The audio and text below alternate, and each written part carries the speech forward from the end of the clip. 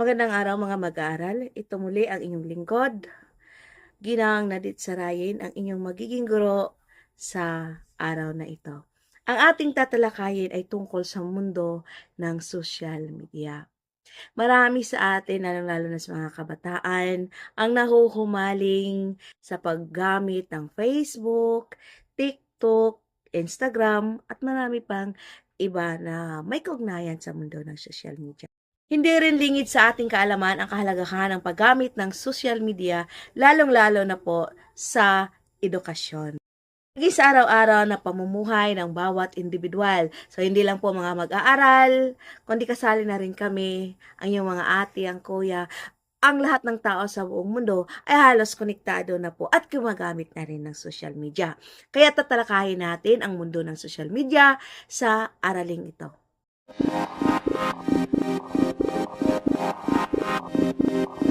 Narito ang ating mga layunin.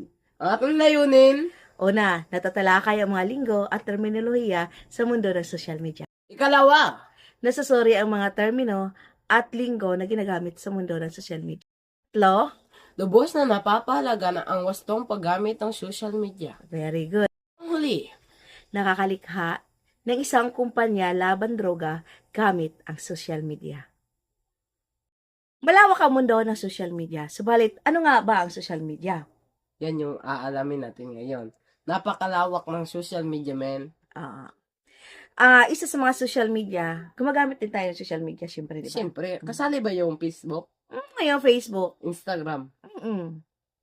Napakarami pa talaga. Mm-mm. Isa rin yan sa mga ikinabubuhay natin sa Oh. social media. So, mga kabataan, handa na ba kayong tuklasin at alamin ang mundo ng social media? Social media.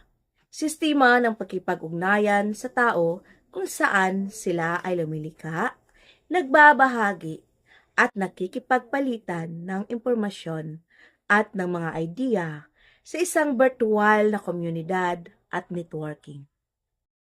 Ngayon ay alam na natin kung ano ang kahulugan ng social media. Ngayon ay dumako na naman tayo dito sa multimedia, linggo at termino. Yun. Kadalasan natin ginagamit ito, lalong-lalo na sa inyong mga kabataan, mahilig talaga kayo sa mga salitang ganito. Alam mo ba yung salitang ginagamit niyo? Minsan naiinis ako dyan eh. Kapag tinatawag kita, sinushortcut mo yung salita. Nakukuha mo minsan. Oo. Alam ko na. Alam ko na, men. Unahin natin, baka malito kayo. Unahin natin, ang kolokyal. Ano nga ba ang kolokyal? Ano nga ba ang kolokyal? Ang mga salitang pinapaikli mula sa orihinal na baybay. Tama. Halimbawa, ang salitang hintay ka muna ay magiging, Tay ka muna. tama. Kung sa kolokyal, ang salitang nasaan ay magiging, Nasan? tama. Ang salitang piyesta. Ay magiging pista. Ang salitang ayoko ay magiging Ayoko. Napakagaling na talakayan. Dako tayo sa ikalawang salitang balbal. Natawa yata siya salitang balbal. Akala niyo yung balbal yung lumilipad. No, hindi po yan. Yung salitang balbal, ginagamit din yan sa mundo ng social media. Baby boss, ano ba yung balbal? Ang salitang balbal ay tinatawag sa Ingles na slang. At sa mga kabataan naman ay tinatawag na salitang kalye o mga salitang kanto. Madalas natin naririnig to sa mga tambay na nandyan sa labasan, iinuman, nagchichismisan, mga marites, mga katulad ninyo, ginagamit din ninyo itong mga salitang balbal. Gusto mo ng halimbawa?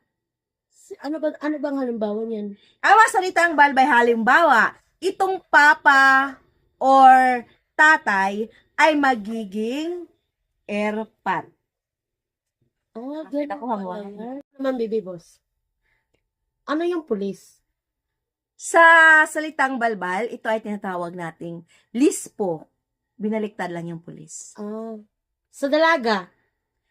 Ay, madalas natin naririnig to sa mga biners.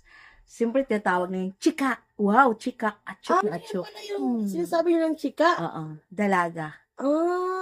Yung Barkada. The Barkads. Para sa Itbulaga. Tito Vic and Joey. Grabe si Bibi Boss. Ito. Last na lang, last. Mm-mm. Yung ayos.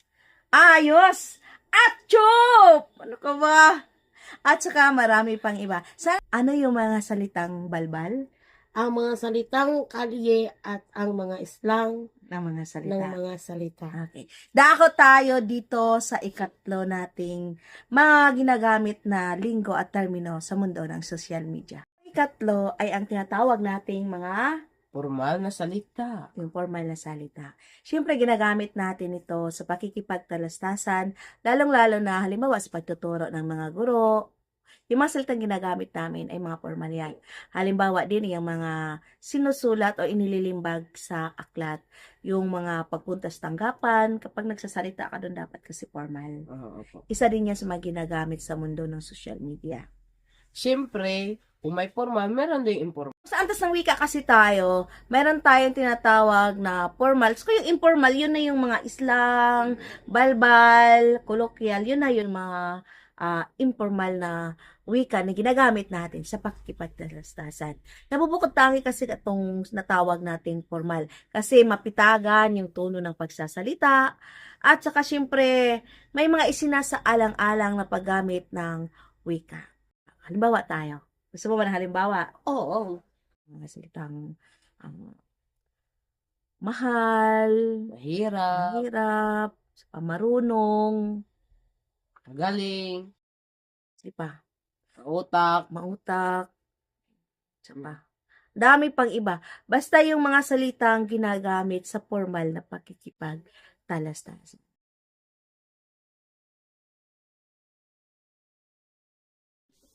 Mga termino na ginagamit sa social media.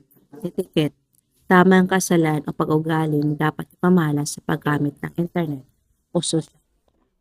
Trending. Malawakang napabanggit o napag-usapan sa internet, particular sa social media website. Netizen. Taong aktibong gumagamit ng internet o taong eksperto sa paggamit ng social media network. Vlogger. Nagsusulat o gumagawa ng mga sulat, larawang tunog, musika, video at iba pa gamit ang isang tiyak na website. Teke. Taong may kaalaman o eksperto sa teknolohiya. Hashtag. Salita o parirala ng umpisahan gamit ang simbolo na hashtag na nakakatulong upang pagsamasamahin ang isang kategorya ang mga tweet sa Twitter o maging post sa Facebook. Tumutukoy sa mga tao, lalo na sa mga kabataan, na mahilig gumamit ng mga simbolo at mga kakaibang karakter, titik o simbolo sa pagtitext na kadalasan ay nagdudulot ng kalituhan.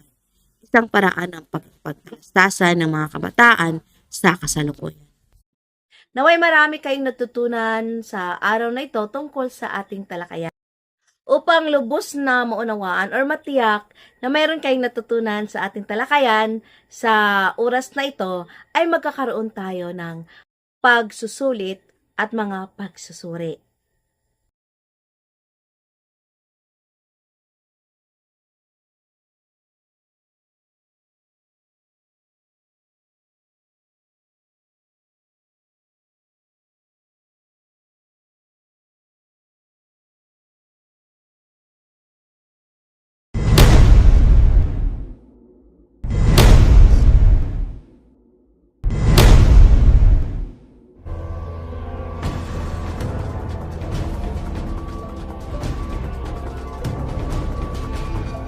Inay, natapos na natin ang ating talakayan tungkol sa mundo ng social media at mga termino at salita na ginagamit sa mundo ng social media. So kami ay magpapaalam na magandang araw po sa ating lahat. Bye!